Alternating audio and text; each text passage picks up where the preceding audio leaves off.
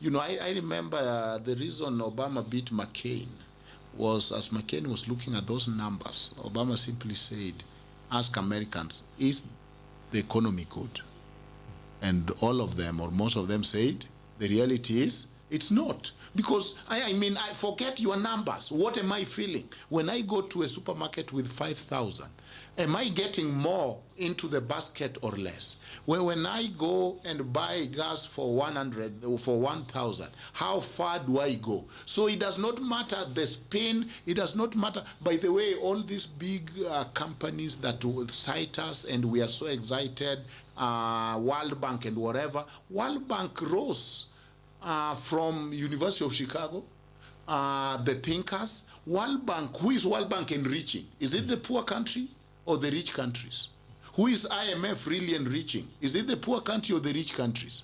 It is actually the rich that are getting rich. So there is horizontal and vertical inequality that we must be addressed. Finally, I think when I look at what is happening in Kenya, you know, there is a time Mutua used to give us T-shirts and tell us, I'm proud of being a Kenyan. But by the time you are asking me to adore in Kenyan flag, the flag is not in my heart. And you have, the society is one conspiracy against me.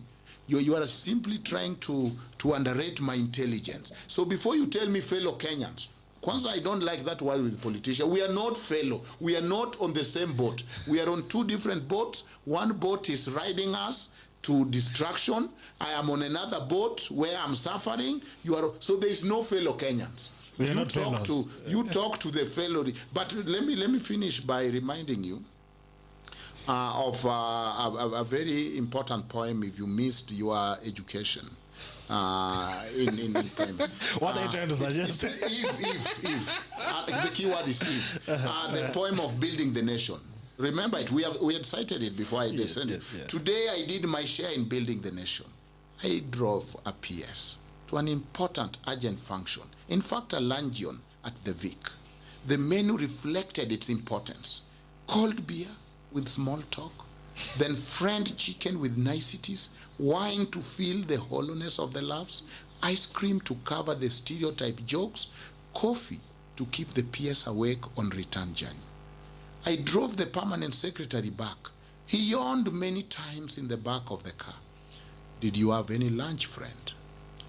I replied, looking straight ahead and secretly smiling at his belated concern that I had not, but was smiling.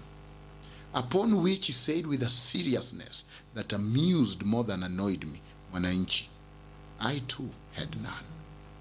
I attended no matter to matter of state, highly delicate diplomatic duties, you know.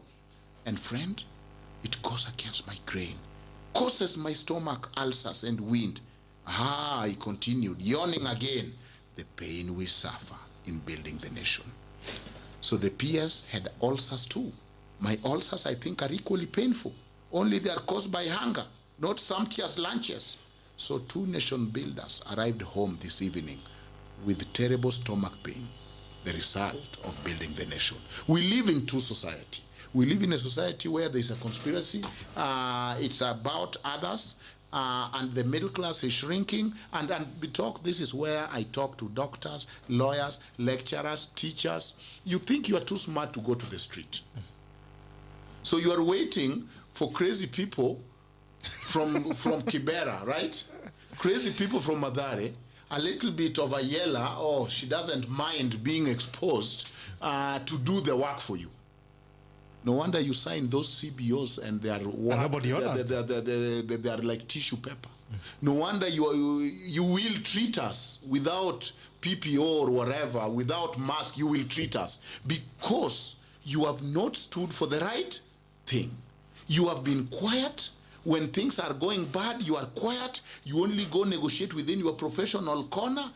People have known it doesn't matter. They can trash it. They have known I need MCAs. I need to give them car grant. I don't need a doctor. After all, they are not going to mobilize beyond a few press conferences and say, Kenyans, you need to now take on the government. How can a patient strike? They are saying that it is Kenyans now to mobilize. Are you inciting a patient with to go on the street? For you. You are also Kenyan. Why can't you demonstrate? They have not demonstrated. So my challenge is this, and I'm not saying this to demean professions. I'm saying this to say that true revolution, we kick the can to the next person because you don't want to pick it and put it in the trash. The doctors kick the can, the lecturers kick the can, everybody kick the can. We laugh about it, we see it in social media, we wait for a better day, we bury our head in the sand. We must take responsibility and say, this is our country, we are in two different boats, with one leading us to disaster, and you're not going to do it without our permission.